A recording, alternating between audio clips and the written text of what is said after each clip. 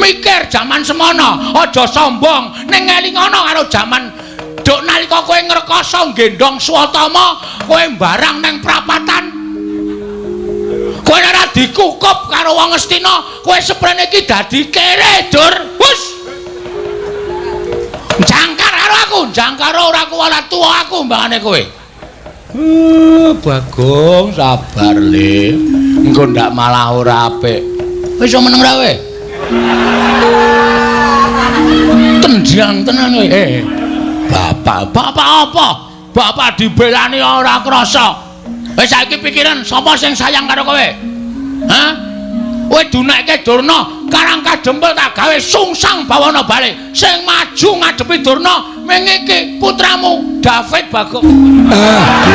Kugek sak dulita mel. Ora nyono babar pisan.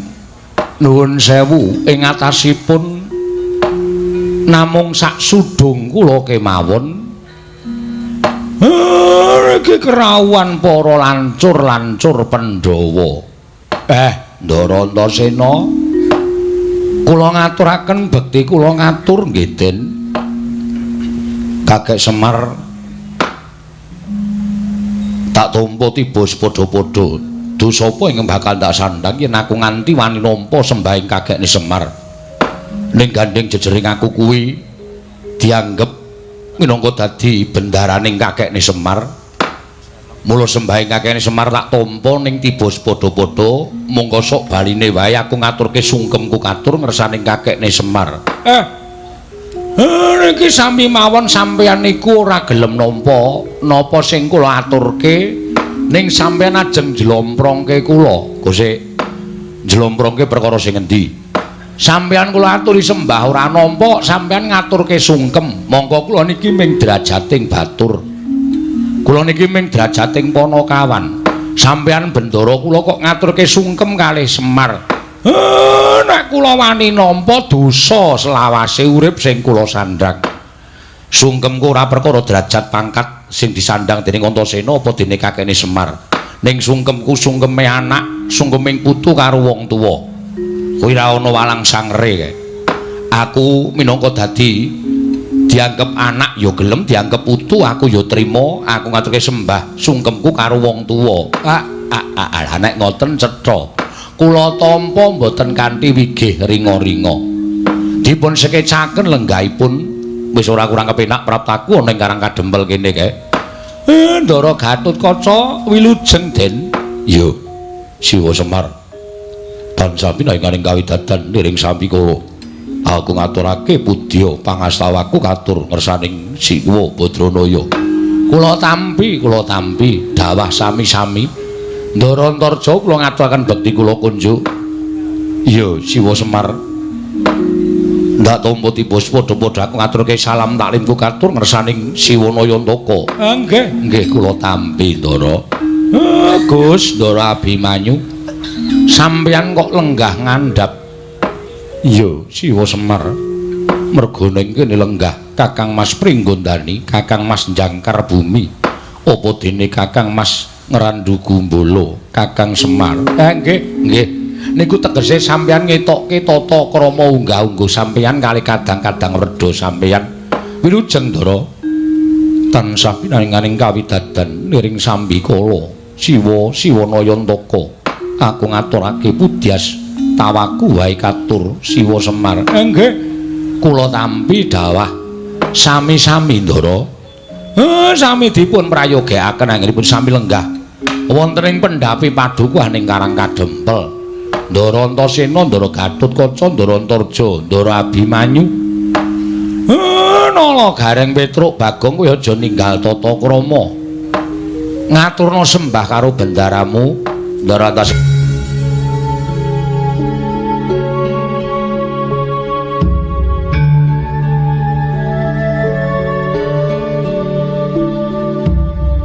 Antasena kula ngaturaken bekti kula kunjuk, Den. Ya ring tak tampa tiba padha-padha ya nala Garing. Oh nggih dipun sekecaken nggih, Den. Ya wis ora kurang kepenak. Ndara Gatotkaca bekti kula, Den. Ya nala Garing tak tampa tiba padha-padha. Ndara Antarja bekti kula. Ya nala Garing tiba padha-padha. Ndara Abimanyu bekti kula nggih Den. Iya ya nala garing tak tampa, tiba padha-padha nala garing. Ndara Antasena, Ndara Garukaca bekti kula kunjuk nggih Den. Ya terus tak tampa pangestuku Tampanana. Nun inggih. Ya Petruk tak tampa pangestuku Tampanana. Kula pundi Ndara? Ndara Antarja, Ndara Abimanyu bekti kula kunjuk. Ya Petruk tak tampa pangestuku Tampanana. Ya Panakawan Petruk tak tampa pangestuku Tampanana Panakawan. Kula pundi nggo jimat paribeh. Sami dipun sekecaken anggenipun lenggah. Ya Petruk wis ora kurang kepenak praptaku ning Karang Kadempel iki. Gong gendi kowe Gong. Ndara Antasena, Ndara Garukaca, Ndara Antarja, Ndara Abimanyu bekti kula kunjuk. Langsung kabeh kesuwen. Ya Gong tak tampa, ya Bagong tak tampa. Ya Panakawan Bagong tak tampa. Iya Panakawan Bagong tak tampa. Pangestu sampeyan sampun kula tampi. Lho aku urung menehi kok. Alah ora urung ya ngono kok. Nuwun sewu. Kula ngaturaken panuwun ingkang tanpa pepindhan. Ngatasipun namung sak kula. Kula niku ya ora ngrahita napa sing ajeng kula lakoni niki ndara-ndara kula ngudaneni. Ning lha kok jebul sampeyan kersa rawuh enten Karang Kadempel jumbuh kalih nawala sing kula aturaken wonten ing Randu Gumbala, Pringgondani Jangkar Bumi lan Tanjung Anom. Saengga dinten menika ingkang sampun kajanjekaken wonten ing madyaning nawala, ndara-ndara kula sampun sami rawuh wonten ing mriki. Kula ngaturaken panuwun nggih Den. Kula mboten isa nglintuni napa-napa nang ngatur panuwun kula ingkang kunjuk kersanipun ndara-ndara kula putra Pandhawa. Malah kejut rasane atiku kek. Nalika aku nampa dawuh timbalaning kakekne Semar, ora dat sabene kakekne Semar kuwi nimbali marang lancur Pandhawa. Mula tumuli aku kampir marang Pringgondani lan Jangkar Bumi njumbuhake kelawan nawala ingkang wis mbok aturake marang Randu Gumbala, Pringgondani lan Jangkar Bumi. Jebul tinemune Kakang Garukaca, Kakang Antarja lan Abimanyu padha tinimbalan dening kakekne Semar ngelingi. Nadyan to dikaya ngapa Antasena, Kakang Garukaca, Kakang Antarja, Abimanyu kuwi tau-tate nampa pangudaring kakekne Semar. Mula apa sing dadi dawuhing kakekne Semar, aku ora bakal selak. Lan sak mengko aku wis wanu ning Karang Kadempel, aku tak nyadung dawuh marang kakekne Nayantaka. Eneng apa kek? Ana perkara apa lan ana wigati sing kepiye keparenga kakek mbabarana marang Antasena. Aku tak ngangolake jangga nilingke Karna mastuti sabda tama pangendikaning kakekne Badranaya. Ya, Kakang Siwa Semar. Mara tak aturi paring dawuh ana wigati apa? Tumuli paring dawuh. Aku nedya midhangetake ingkang tetela Siwa Semar Badranaya. Semono aku Siwa Semar marugake paring dawuh. Purwa Madya usana samendhang aja ngantur ing karempit bakal tak tilingake karnane Antarja. Yen perlu aku bakal mastuti dawuh timbalaning kakekne Semar Badranaya ing Karang Kadempel, Siwa Nayantaka. Handrah ingkang Puswitarum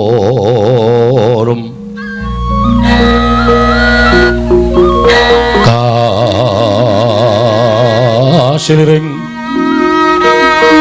samirana mrih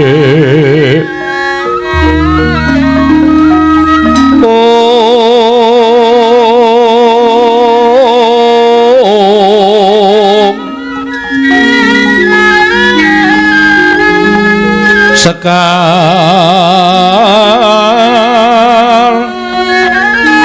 kadung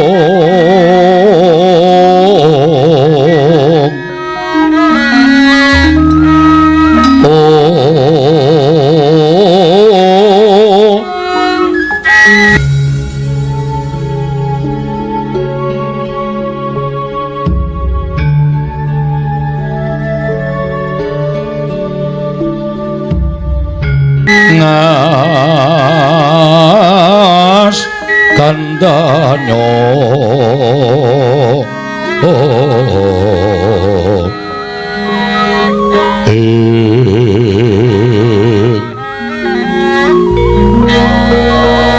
maweh raras renaning driya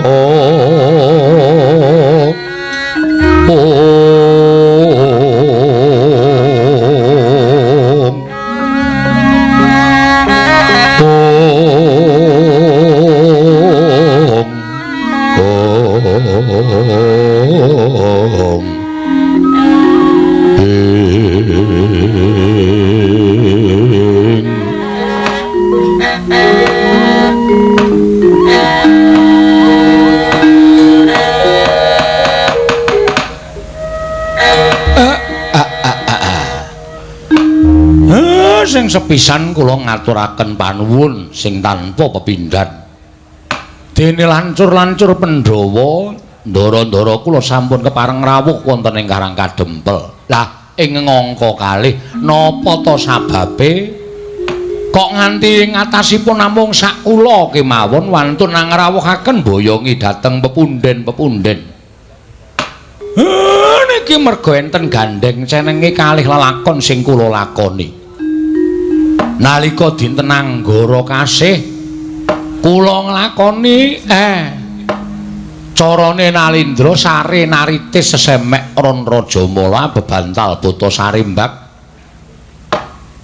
wigatosipun namung nyadong wenganing dewa. Lah kok mboten kanthi kanyana-nyana wonten madyaning pasumpenan kula nampi rawuhipun Sang Marbudengrat inggih Sang Asih Prana. Maring dawuh kali Semar yen to Semar sakmangke badhe dados jalaran tumedhaking kanugrahan. Badhe dados jalaran tumedhaking kanugrahan. Mongko nalika semanten gregah wungu saking tilem kula niku pungun-pungun. Lah ing atase namung sak kula dadi lantaran tumedhaking kanugrahan. Mongko petanganipun wong tuwa kaya kula niku nek kanugrahane cepak niku pacobane ya bakal nekani. Mangsa kala sok barengi. Mung kari titahe niku kuwat napa pacoban menapa mboten. Nek kuwat napa pacoban kanugrahan bakal tinampa, ning nek mboten kuwat nampa pacoban kanugrahane bakal uncat. Lah terus wigatine kakek ngrawake mboyongi marang para putra-putra. Kula ngerti nek sasmitaning dewa niki mangke badhe sumebar warata mergi enten gandeng cenenge karo kanugrahan. Merga napa, Den? Dewa matedhaken kanugrahan menika mesti wonten titah ingkang sampun pinaringan sasmita kudu nggayuh kanugrahan. Lah mongko titah enten donya niku werna loro. Eneng sing apik, eneng sing ala. Tur dewa niku mboten banci ndemban siladan. Sing apik diparingi sasmita yen bakal ana kanugrahan sing teka, sing ala ya paringi sasmita yen ana kanugrahan sing bakal tumedhak. Lah sing becik niku mesti nggayuh kanthi srana laku ingkang utama, laku ingkang bener. Lah sing kula atirke nek sing ala niku nampa sasmitaning dewa nek jagat niki bakal wonten kanugrahan sing tumedhak. Mongko tumindake wong ala niku nggudel bingung nungsang puyang numbuk bentus waton kasembatan sing digayuh niku kula sing Semelang. Mongko Semar niki wis tuwa. Anak-anak kula niku gelem nyambut gawe nek dicocok mripate nganggo dhuwit. Nek mboten dienehi amplop bocah-bocah niki kesete ora jamak. Ora tau gelem nglabuhi karo wong tuwa. Mula sewiji-wijining cara kula kudu ngrawuhake para nom-noman Pandhawa supaya njaga kahanan Karang Kadempel jumbuh kalian kewajibaning dewa ingkang kula sangkul. Ngono to, nggih. Yen pancen kaya ngono kersaning kakene Semar, Antasena pribadi ora ngemungake sarta ora bakal ngembet marang kahanane Kakang Garukaca, Kakang Antarja lan adiku Abimanyu merga miturut Antasena. Kakang Garukaca, Kakang Antarja adiku Abimanyu kuwi duwe penemu dewi-dewi. Yen kakene Semar ndangu kelawan penemune Antasena, aku mathuk, aku rujuk. Tegesipun pripun? Aku saguh njaga katentremaning Karang Kadempel. Aja nganti kakekne Semar samengko ana ingkang rubeda nggone bakal matedhake kenaro lantaran tumedhaking kanugrahan. Matur nuwun, matur nuwun. Ning prasaja mawon lho Den niki mboten enten napa-napane. Ora apa-apa kek. Lahir batin aku ngudhokake tenagaku lahir batin kanggo katentremaning kakekne Semar. Matur nuwun, matur nuwun. Ndara Garukaca pripun? Ya, ora bakal.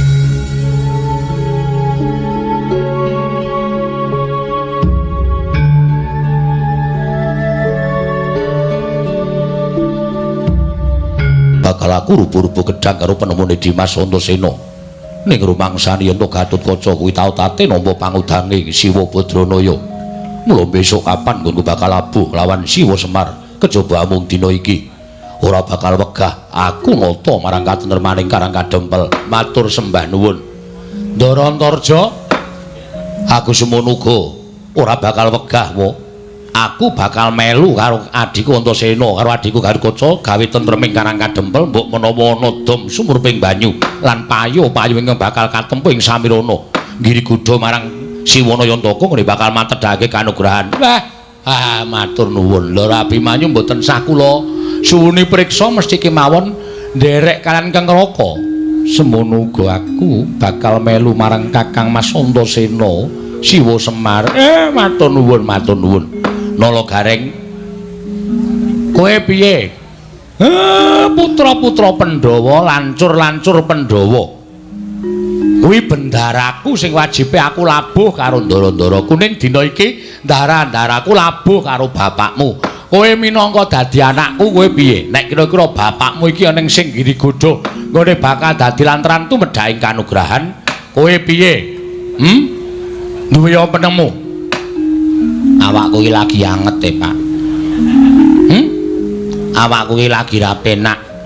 Mula gandeng sing wis ngrondani utawa sing gawe tentreming Karang Kadempel ki Ndara Antasena, Ndara Gatotkaca, Ndara Antarja, Ndara Abimanyu, tak kira wis cukup, aku tak ora usah melu-melu. Lah pancen tikus wirok tenan. Petruk piye? Nek aku manut, gandeng aku ki anak tengah, mongko sing anake bapak sing digdaya utawa sing dianggep sentosa dhewe iki aku.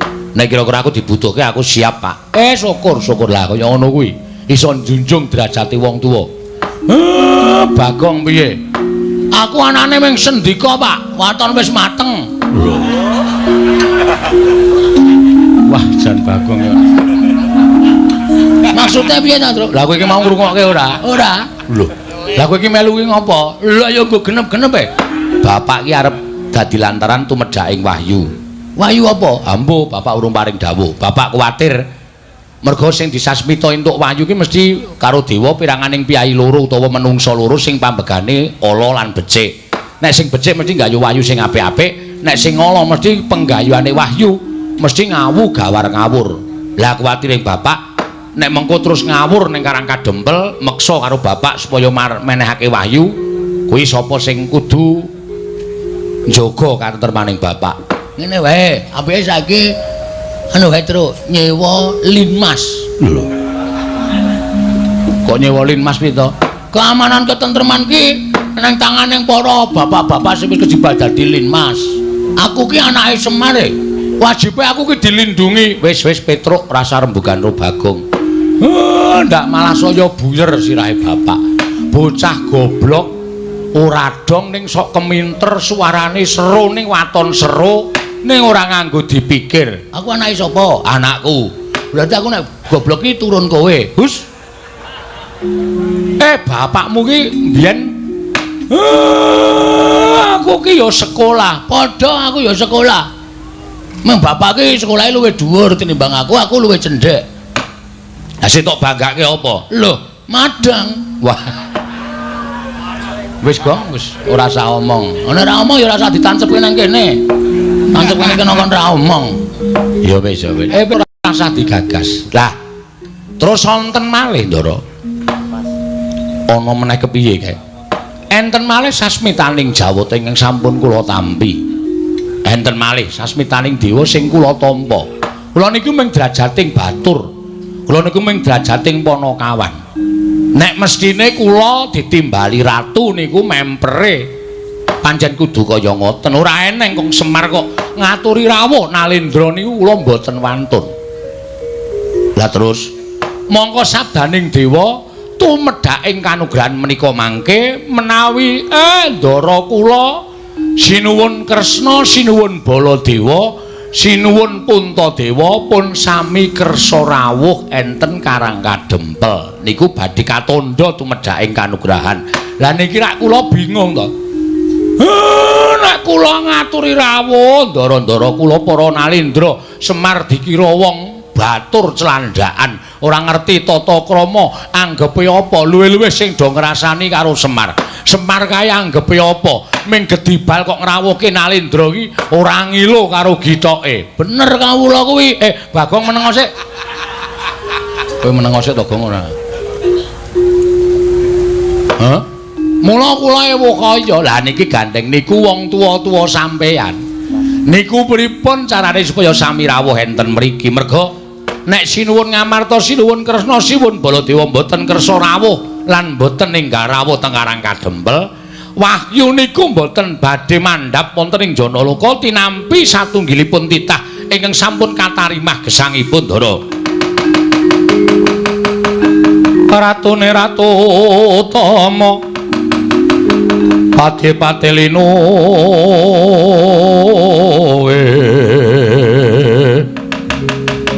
Pranayaka tiasraha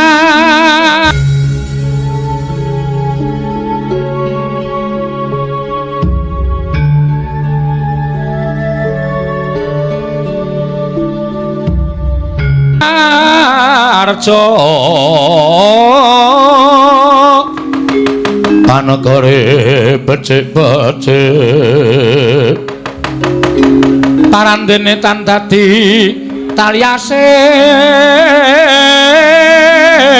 kala bendu malah bangkit mangkenan dotra rupe kang ribeti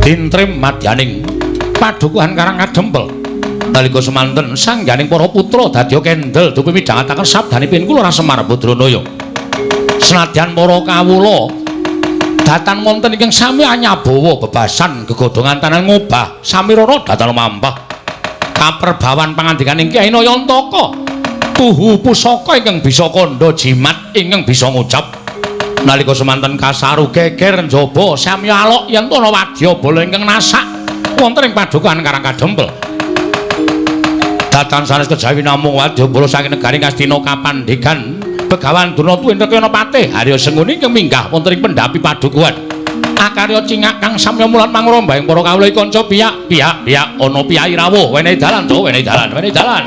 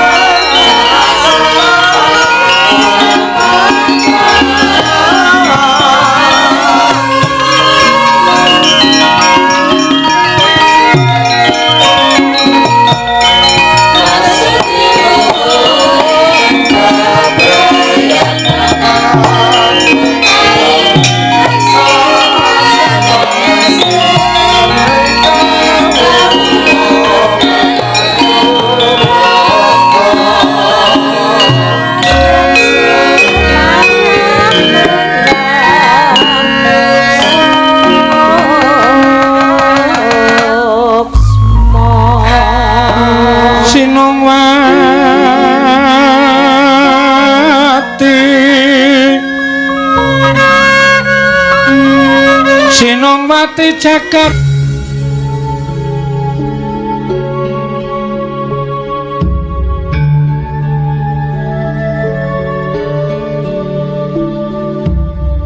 kat kinari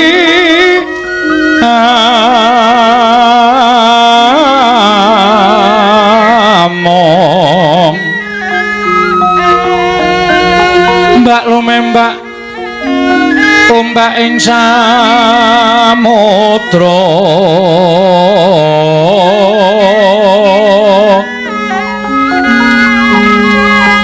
ae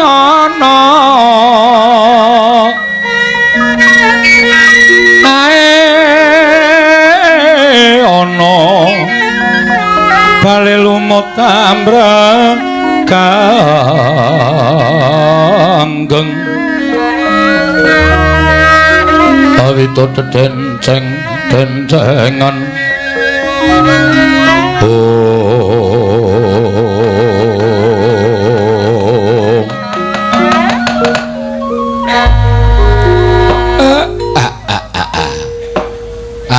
mulane kawula do geger jebulana priyagung rawuh nala garing iki rak Begawan Durna lho apa ora cetha apa Pak kacamataku ora tak agem waduh mula rada ora cetha nggih Begawan Durna Pak mburi kae Patih Sengkuni kerawan priyagung monggo penjake ora ganter-ganter pitike jago rada tarung kok tamu kok delidir ya terus heeh Penemban Durna karo Patih Sengkuni Gong Penemban Durna karo Patih Sengkuni wis ketekan virus corona iki kok karo piyayi kok omongane kaya ngono wis ta wis ketekan iki wong sing iso disusupi jiwane mesti modar mula ngungkuli virus aja nek krungu piyayine nesu lho ora wedi aku ora wedi ning nek duka ndak ora prayoga kedadeane Penemban wilujeng rawuhipun gandak bleguduk suaru gembal Sumarante hawela iya Semar slamet tekaku ning Sambikala aku ngaturake basaku katur marang kowe ya Semar nggih kula tampi dipun sekecaken Penemban oh iya wis ora kurang prayoga praptaku ning karang kadempel dina samekowe iki Semar Regena Patih Sengkuni katuran karaharjan rawuhipun iya Kakang Semar slamet tekaku aku ngaturake basaku katur ya Kakang Semar nggih kula tampi dipun prayogakaken lenggahipun iya wis ora kurang prayoga nyuwun pangapunten gandeng mriki menika namung dusun benten kaliyan negari utawi benten kaliyan kraton mila sarwa-sarwi cumpen sarwa-sarwi awon kawontenanipun boten trep menawi kinarya pelengganipun piyayi kados panjenengan wis ora dadi ngopo aku wis ngerti ukuran kekuatanmu iki aku wis ngerti kekuatane Semar minangka dadi Panakawan kekuatane Semar minangka dadi batur ki kahanane kaya ngopo aku wis ngerti mula ora usah dadak njaluk ngapura wis memper nek kowe kuwi ora duwe wis memper nek kowe kuwi melarat wis memper nek kowe kuwi sarwa kekurangan wis pas nek kowe iki sekeng mula ora usah dadak njaluk ngapura aku mapan ning kene iki wis sak lumrahe ngetrapke karo awakku yen aku mapan ning kraton mestine aku lungguh nganggo wujuding dampar sing dilemeki nganggo babut nek ning kene wujude nganggo lincak kaya ngene iki wis sak trepe mergo kowe iki ya wong ora duwe tenan sabar lho Truk sabar lho Gong omong apa to lho kowe iki apa to wah kowe iki parah tenan Gong aku ora paham nek ngerti nek krungu mesti nesu muni piye kusike dumo dirungokke walah headsetku ora tak copot wah duwe headset anyaran dinggo terus tok tancep kowe apa radio cilik wo kudu HP to ora kuat tuku HP kok nganggo headset muni ora ya mengko ngilangi curek dijiki gong. Rumangsaku kok mboten napa-napa. Sak kersa panjenengan. Lah iya kowe kudu ngakoni, kowe kudu ngaku. Lan kowe kudu ndodho marang kahananmu. Nggih. Mula Semar, biyen dek nalika kowe arep tak boyong ning negara Ngastina kuwi tak dadekke pamomonge para Kurawa kuwi manuta. Kowe gelem mo. Yen kowe gelem dadi pamomonge para Kurawa jaman semana kowe tak boyong kowe gelem. Kowe ora milih para Pandhawa minangka dadi pepundhenmu. Uripmu ora kaya ngene iki, uripmu ora sarwa sekeng kaya ngene iki. Aku ngerti. Kowe iki saya pucet ki lek mangan mesti mung maune sedina ping 3, saiki mung sedina pindho ta. Mergo sarwa kekurangan, aku wis paham, aku wis ngerti. Nuwun sewu, mbok ampun ngoten ta, Kakang. Sia-sia ya sia-sia. Nek Semar mangunekke kaya ngoten niku iso sabar. Ning sing teng mburi nika sing nyemelangi. Sampeyan rasa wedi. Kula arep sampeyan nggawa Sata Kurawa 100 cacahe. Apa kira-kira anak-anak Semar niku nek ajeng amuk iso ngalahke Kurawa 100? Mboten iso. Ora ana wong menang musuh wong 100, wong 3 menang musuh wong 100 mboten dadi kelampar. Nggih sampun monggo kula tak rasah omong. Mboten sak omong. Nggih, pun mboten napa-napa. Lah sakniki kula tak takon. Kowe arep takon apa? Sampeyan rawuh mriki niku karep sampeyan dhewe napa diutus sinuwun Ngastina? Iki ngene Semar. Nek aku duwe perlu dhewe iki jane aku perlu apa to karo kowe? Ora imbange ngono lho. Ing atase aku ki pendhitaning ratu, papanku ning kraton kok duwe perlu karo kere iki ra ya ora pas. Sing jenenge pendhitaning ratu ki nek ana keperluan ya karo pendhitaning ratu, saora-orane karo patih, saora-orane karo tumenggung, mendhuk-mudhuke karo bupati. Lah kok aku butuh karo pamomong ki butuh apa? Nek aku ora diutus dening anak Prabu Duryudana, aku ora bakal tekan kene. Oh nggih, dados rawuh sampeyan dipun utus. Ya, aku diutus dening anak Prabu Ngastina. Lah wigatosipun anak Prabu Duryudana kuwi ngimpi nyumpena nampa sasmita yen to Jawata bakal matedhake kanugrahan. Monggo ing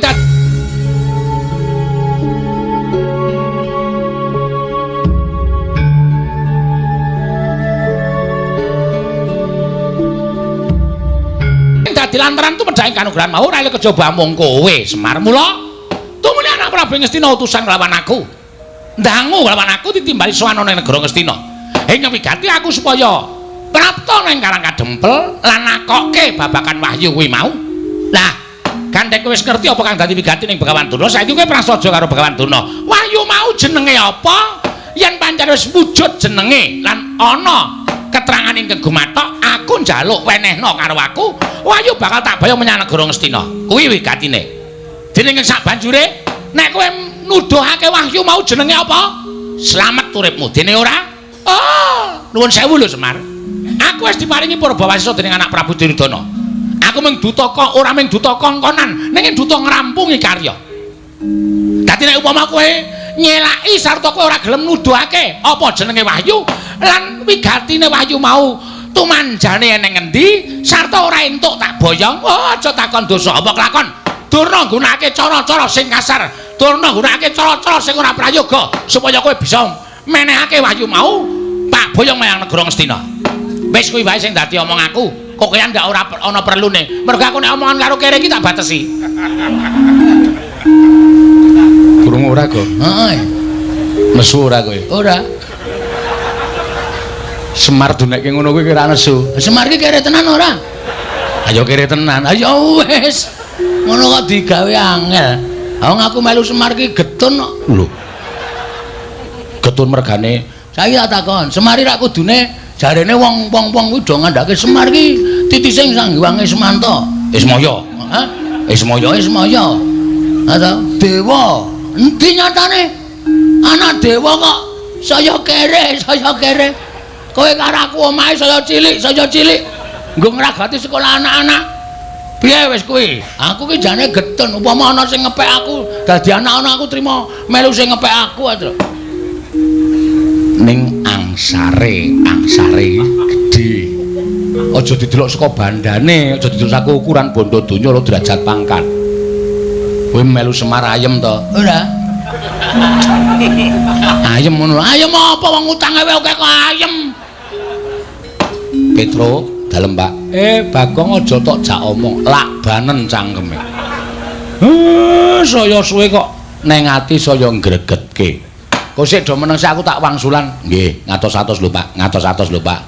Ngati-ati lho Pak. Ora satok eleke aku ora butuh karo kowe. Nesu Bapak. Arepmu nesu Bapak nesu ora dianggep anak. Ora masalah. Lunga ta. Lunga arep endi? Lunga terus bali meneh. Percuma. Nuwun sewu, pancen leres. Kula menika nampi sasmitaning dewa. Ning nuwun sewu lho. Semar niku mung dadi lantaran. Semar niku mung dadi lantaran. Tegese Semar ya durung weruh napa to sing disebut kanugrahan niku wau jenenge napa, tumanjane teng pundi niku kula dereng saged ngertos. Dadi nek upama enten titah sing pun nampi sasmitaning dewa kudu nggayuh kanugrahan. Lho nuwun sewu, dinteni wahyaning mangsa kala.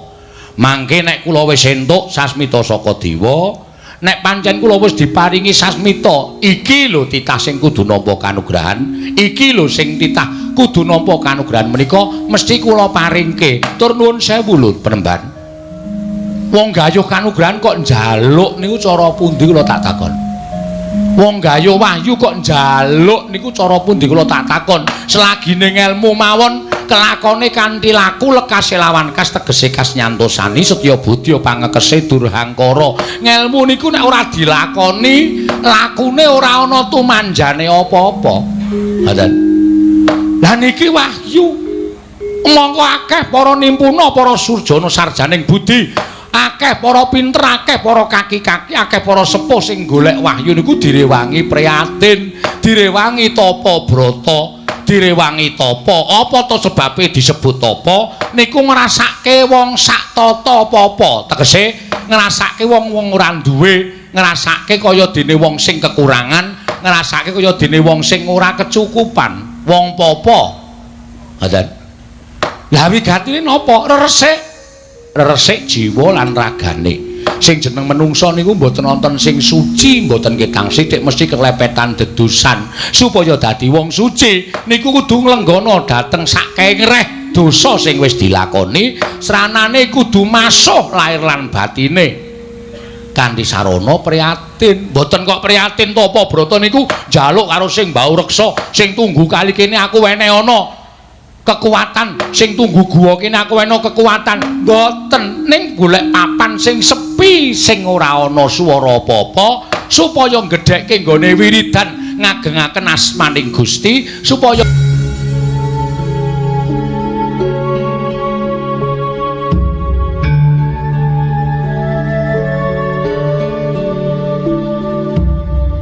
supaya Gusti paring pangapura saking keluputan.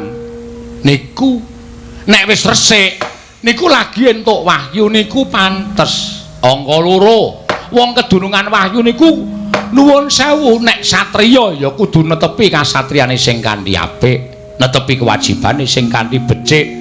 Nek dadi ratu ya ratu sing apik, nek dadi satriya sing apik, nek dadi lurah sing becik, nek dadi bupati sing apik. Niku bakal entuk kanugrahan mbuh wujud napa. Merga wis iso nglakoni kewajibane kanthi apik, mboten kelepetan dedusan. Nek dadi pendhita sing apik, aja pendhita sing suarane kaya kertas kaya ngoten niku. Nek sampeyan kaya ngoten niku ora diajeni karo sak pepadane.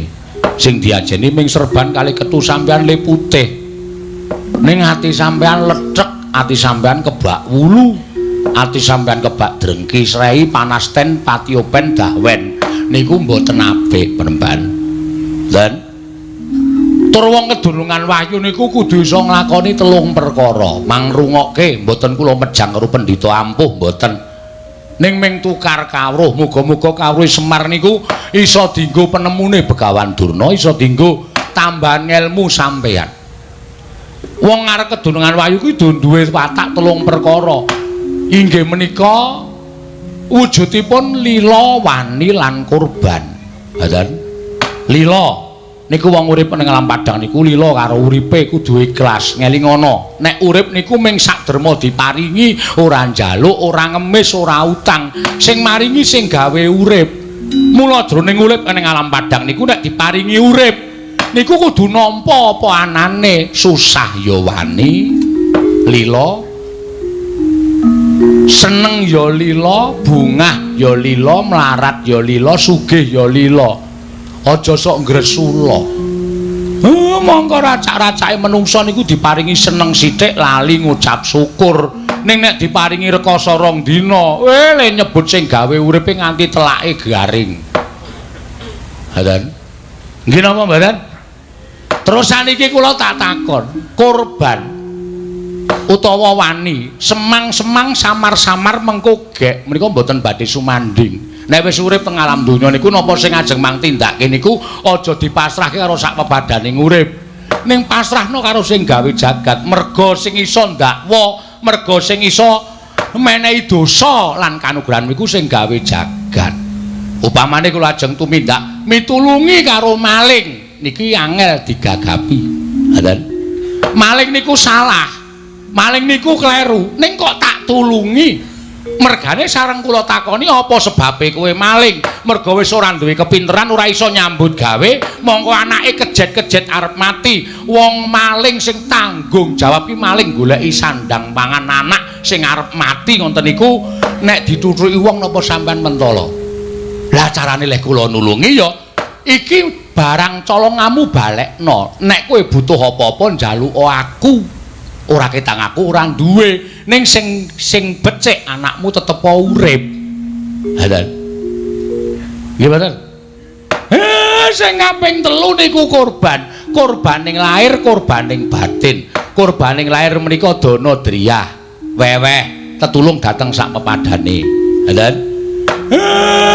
Tetulung dateng sak pepadane menehi sandang wong kawudan, menehi payung wong kudanan, menehi buga wong kaluwen. Mongko tanpa pamrih sakniki wis ora enek wong ngekeki tanpa pamrih niku pun mboten nonton. Pun kula tak takon ujaring para sepuh nek tanganmu tengen menehi tanganmu kiwa aja nganti weruh niku gombal wis ora enten. Racak-racake oke-oke wong sugih diparani jaluki sumbangan menehi akeh ning mesti ana tembunge kula mangdongake waras, kula mangdomake rezekine akeh. Niku tegese nyumbang wis ora lahir batin, merga dadi dol tinuku, dhuwit didol dadekke donga. Kaya aku ya. Lah. Sampeyan malah krasa dhewe to. Mula nek njaluk kanugrahan gayuh wahyu niku ampun njaluk ning budidaya. Lah sinuwun Ngastina mboten kersa ngerkaos anane nek entuk sasmita wahyu niku terus wongkonan dumeh dheweke dadi ratu, dumeh dheweke iso dawuh, dumeh dheweke iso kongkon moh rekasa. Emoh masuh lahir lan batine. Ampuk tekan jaman sok kapan mawon nuwun sewu bumi niku tangkep karo langit. Ratu Ngastina menika mboten ajeng entuk wahyu pun. Nek nganti omongane Semar niku merucut mboten enten nyatane. Mang suwek-suwek niki cangkeme Semar. Wes, Semar Badranaya.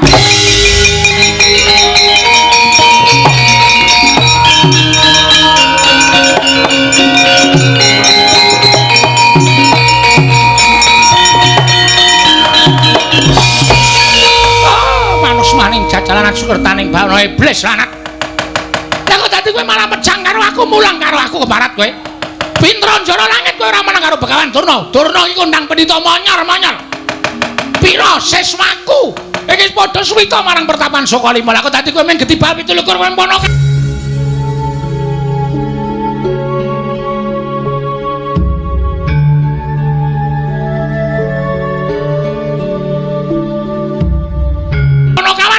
Kowe iki men batur kok mejang mulang karo Begawan Durna. Oh, Semar pintra kowe ora dadi batur. Pintra kowe ora dadi Panakawan. Lah kok malah kencomang dleming ngandar-andar ngendukur. Drewili kaya grojokan ucapmu. Apa rumasamu pinter Semar tinimbang Begawan Durna? Nuduhke apa ora? Ora nuduhke wahyu aja takon dosa. Sungsang bawana balik karang kadempel kare adil.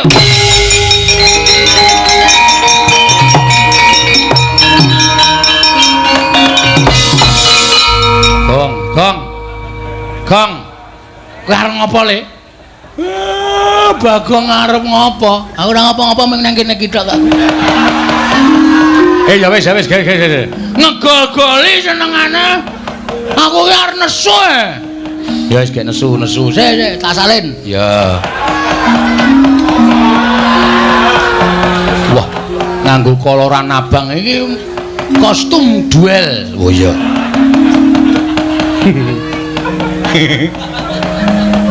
Training ra tau ganti.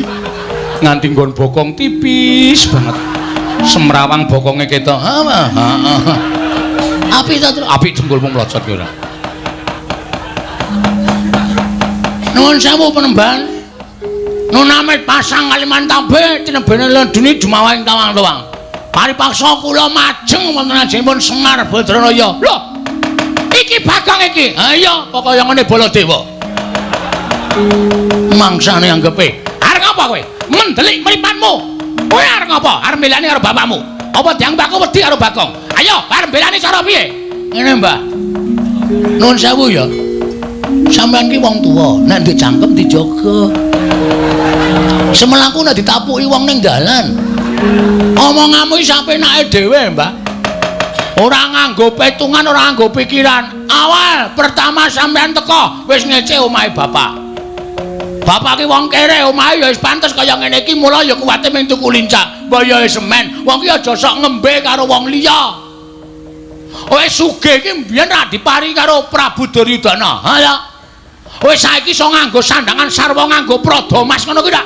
Mergo kowe diparingi karo Ratu Ngastina. Ning kowe kelingan mikir jaman semono, aja sombong. Ning ngelingono karo jaman duk nalika kowe ngrekoso gendong Swatama, kowe mbarang ning prapatan. Kowe ora dikukup karo wong Ngastina, kowe seprene iki dadi kere, Dur. Hus. Jangkar karo aku, jangkar ora kuwala tuwa aku mbangane kowe. Bagong sabar le. Engko ndak malah ora apik. Wis meneng ra kowe? Tendian tenan kowe. Bapak apa? Bapak dibelani ora krasa. Wis saiki pikiran sapa sing sayang karo kowe? Hah?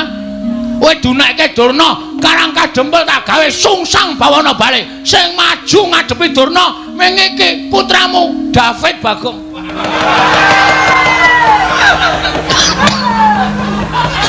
Tambah David iki gek kapan?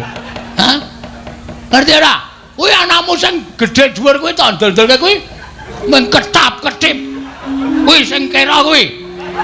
Mbok diganti matane, matamu ora. Nek aku arep sapa rumasane? Hah? Mikir. Donya ya ora langgeng, Mbah. Donya ya ora selawase langgeng. Sing sugih kala mangsa dadi kere akeh. Sing kere kala mangsa dadi sugih akeh. Sing bodho nek gelem budidaya dadi pinter merga sinau akeh. Sing pinter merga srawung karo wong bodho ilang elmune dadi wong goblok ya pirang-pirang. Aku dadi lah pendhita penyakit tenan. Wis saiki arep muni piye mau lambemu muni piye? Hus. Aku Brahmana, wis ngerti. Kowe mau muni piye? Gawe karang kadempel sungsang bawana balik. Semar bakal semaur, mergo Semar ki selawase urip ora tau gelut. Ora tau gelut. Meng gelut karo simbok ya, Pak?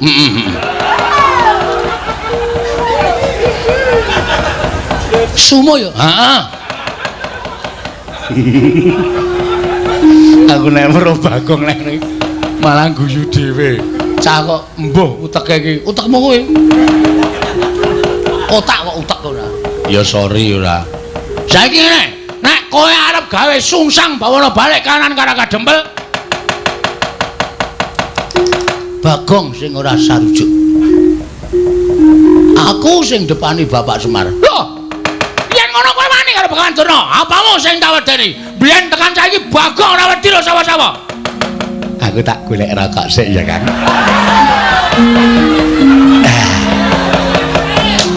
Kalau mau pun tumbas mentol.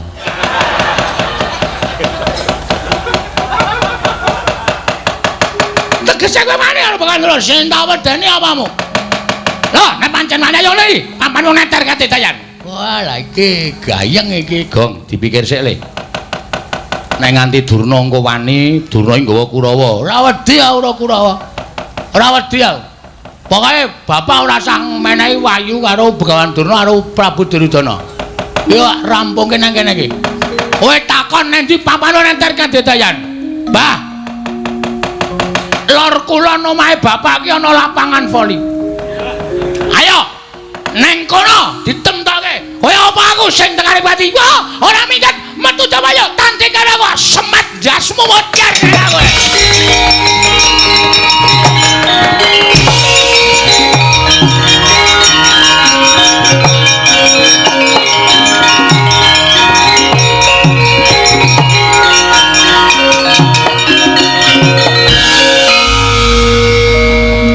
Kok kowe kok ora merana ki ngapa?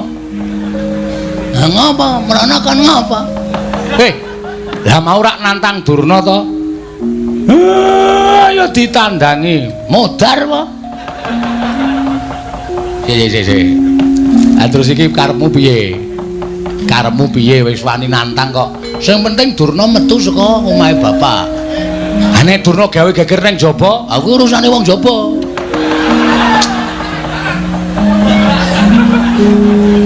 Gong, kowe iki ora edan lho. Iki serius lho, Gong.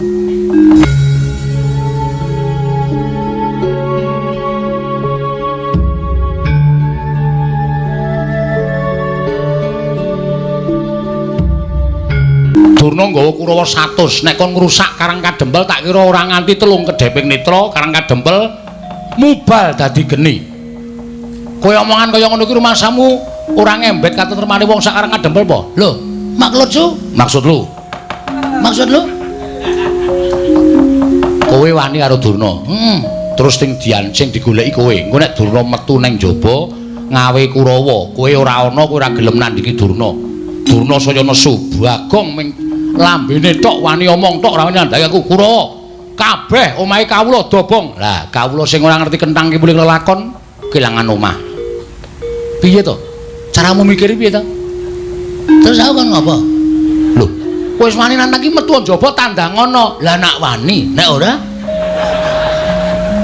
Aku dadak omong, nggih cangkeme.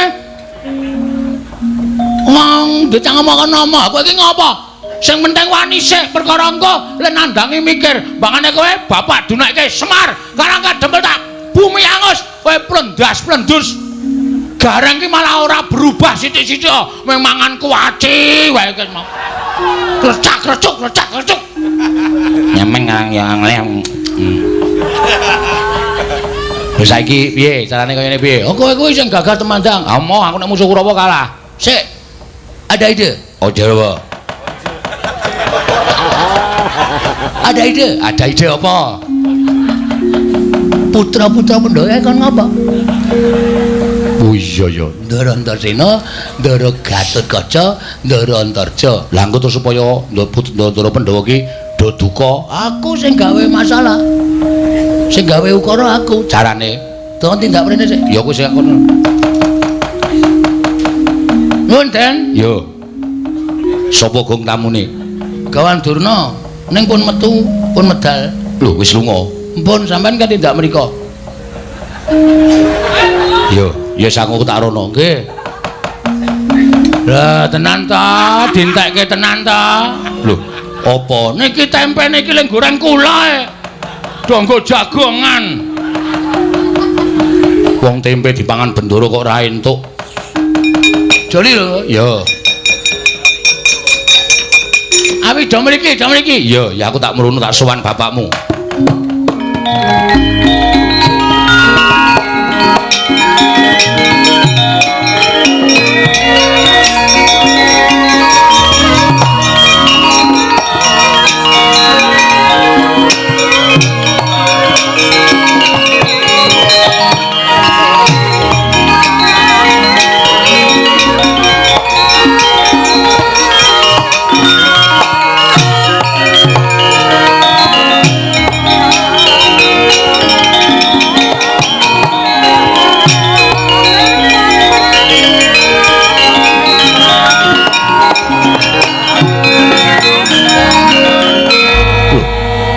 Ngopo, Gong? Bapakmu kok ungkep-ungkep mudhun saka pelungguhan mripate ditutupi. Nangis, Bapak. Lho. Nangis ngopo? Oh, Durna mriki niki wau ora tak tendhangi. Lho, kene kowe wani nendangi Eyang Durna. Mpun saking judeke. Masa bapak dicedhaki Mbah Semar kowe ngerti wahyu sing ngerti tumiba ning jagat to. Tak jaluk karo Durna nggawa keris. Dinyonyok-nyonyokke Bapak Semar, bapak nganti tiba saka kursi terus nangis niki. Nek mboten kula sing ewange ajeng sinten malih? Eyang Durna mentolo karo Kangane Semar. Ngono kuwi ya, Tru. Ya, Tru. Tru. Heeh. Ngono kuwi tenan. Bela dalah Kurawa brabrik.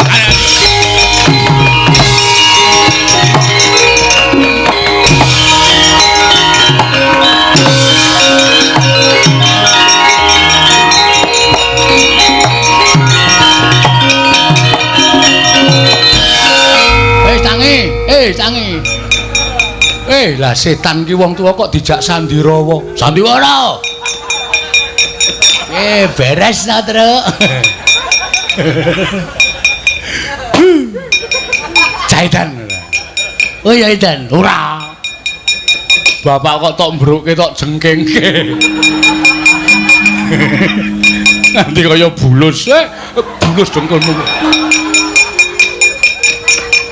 Nek ora ngono ndak ora nesu putra-putra Ndara Antasena iki putrane Ndara Werkudara. Ndara Garkaca putrane Ndara Werkudara. Ndara Antasena putrane Ndara Werkudara. Ndara Werkudara itu. Kuwi muridé Begawan Durna. Nek ora dinganane iki do ora wani ngantemi Durna. Ndara Antasena nesu tenan lho, Gong. Ben. Eyang Durna ajar ngono kuwi brubut mlayu banter banget. Ben. Nek dia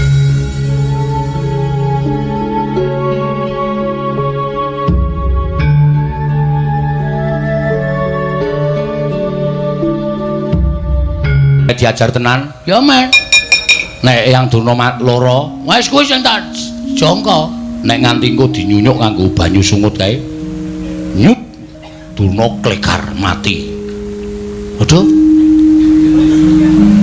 Durna mati Ndara Werkudara prisa Antasena mateni Durna bapakku sing akon sapa